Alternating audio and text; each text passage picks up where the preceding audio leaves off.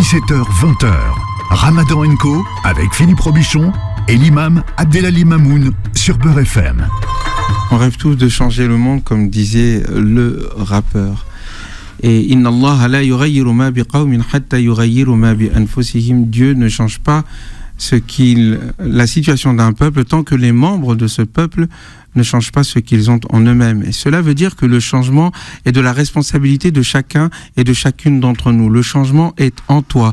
Tu en es responsable. À quel moment décideras-tu de te lever, de fixer des objectifs, de t'y tenir et d'y arriver? Il s'agit de cela comme attitude. Échanger donc de regard et de vision. Nous sommes dans un monde qui s'effrite, au bord peut-être d'une 3e guerre mondiale, qui n'est en fait que la suite de la guerre mondiale économique que les grandes puissances se livrent, et dont un certain nombre de pays sont les victimes. Et le terrain, au fond, de jeu de puissances qui s'interposent, qui se frappent et dont les victimes se trouvent nombreux parmi nous. Il faut comprendre le monde dans lequel nous nous trouvons. Imaginez une stratégie, une vision de sortie de crise. Être force de proposition. 4 étapes qui mettent au fond en situation d'écroulement notre ordre international et peut-être notre civilisation. Première impact, c'est l'impact économique. En 2008, tout d'un coup, des millions de personnes se retrouvent sans rien, au chômage, dégagées, leurs maisons vendues. C'est là les limites du système néolibéral dans lequel nous nous trouvons. Après la grande victoire contre le parti soviétique, l'Empire soviétique, nous croyons qu'il c'était là la fin de l'histoire, que nous étions dans le clash des civilisations qui allait nous permettre de nous imposer à l'ensemble du monde. Notre système est le meilleur, libéral, néolibéral. Tout est donné au capital. Patatras. En 2008, tout s'est écroulé. La main invisible du marché s'est complètement fracassée. Accident? Non. Fatalité. Nous le savions. On ne peut laisser au marché automatiquement le soin de prendre soin de nos vies. Tout s'est écroulé. C'est la première étape de l'écroulement du système. Deuxième moment extrêmement fort qu'il faut prendre en considération, c'est la fin de la mondialisation. Un Covid, un virus est venu complètement arrêter toutes les machines. Nous avons été complètement enfermés, confinés. Et la mondialisation s'est rétrécie. Nous avons vu qu'il y avait un frein à l'industrie internationale, aux échanges internationaux. Le côté économique s'est aussi écroulé en même temps que le côté industriel. Troisième épisode, c'est bien sûr la guerre d'Ukraine, où nous avons vu au fond des puissances s'affronter.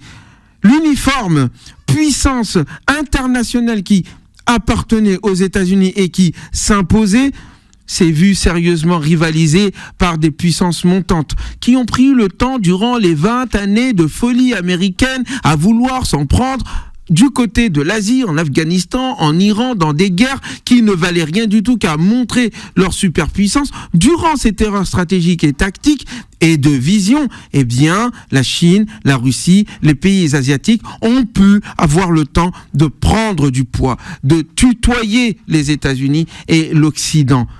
Et cela s'incarne dans le conflit en Ukraine où, au fond, le droit, la suprématie internationale de l'Occident est sérieusement remise en cause, et ce, depuis 500 ans. Cela n'est jamais arrivé. Enfin, c'est sur le plan symbolique. Si effectivement l'Ukraine a mis en évidence la faiblesse politique de l'ordre international et la rivalité entre les grandes puissances, eh bien Gaza et ce qui se passe en ce moment met à nu la fragilité symbolique, gaspille complètement et vide complètement le peu de force morale qui appartenait à l'ordre international. Ces 4 épisodes marquent la fin d'une époque et rendent nécessaire de repenser les rapports de force et de savoir à partir de là comment nous allons nous positionner. Nous, en France, nous, musulmans, nous, en Afrique, nous, en Asie, nous, en tant que Oumma, nous, en tant que personnes qui avons l'ambition d'impacter le monde. Il faut donc comprendre le monde dans lequel nous nous trouvons. Or, ce monde a besoin de quelque chose sur le plan symbolique qui l'unit, qui permet à ce que tous les êtres humains, membres de la famille humaine, se sentent appartenir à la même mission, à la même dignité. Non pas en fonction de la couleur de peau, non pas en fonction de la religion, non pas en fonction du rang social. En réalité, la démocratie, ce que nous appelons l'Occident, a été mise en échec sur la réalisation de l'égalité entre tous les êtres humains, quelle que soit leur race, leur couleur de peau, quelle que soit leur religion et quel que soit leur rang social. C'est cela, au fond, qui marque l'échec du système dans lequel nous nous trouvons et qui continue de détruire aussi bien notre environnement spirituel que notre environnement naturel. Il faut donc penser à notre projet, une autre vision, où Dieu n'est pas l'ennemi de l'homme, où l'homme n'est pas jaloux du divin, où la nature n'est pas une chose que l'on doit posséder et détruire, où la spiritualité, l'environnement intérieur de nos esprits, de nos êtres, ne sont pas des terrains de colonisation pour des pubs et des marketing qui nous bousillent le cerveau pour nous rendre soumis aux moindres petits instincts et désirs d'achat compulsif.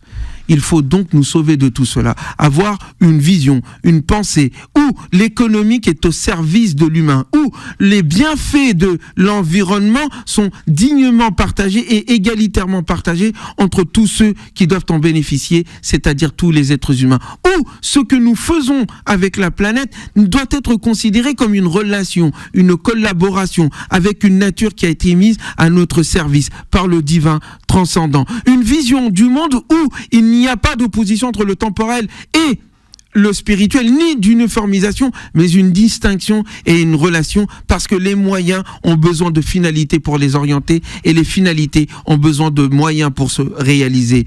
Il s'agit de penser une société, de penser une humanité où les différentes religions et traditions philosophiques et culturelles ne se pensent pas en supériorité les unes par rapport aux autres pour s'écraser, mais comme étant des expériences humaines de l'humanité infinie sous le regard divin miséricordieux qui doivent apprendre à dialoguer, que dis-je, à s'entreconnaître comme dit le Coran. Pensez des projets d'entreconnaissance entre les différentes cultures. Pensez des projets d'investissement sur le plan économique pour une éducation qui nous rend hommes, qui nous rend femmes, qui nous rend souverains de nous-mêmes, qui nous rend intelligents et non pas en fonction des besoins du marché.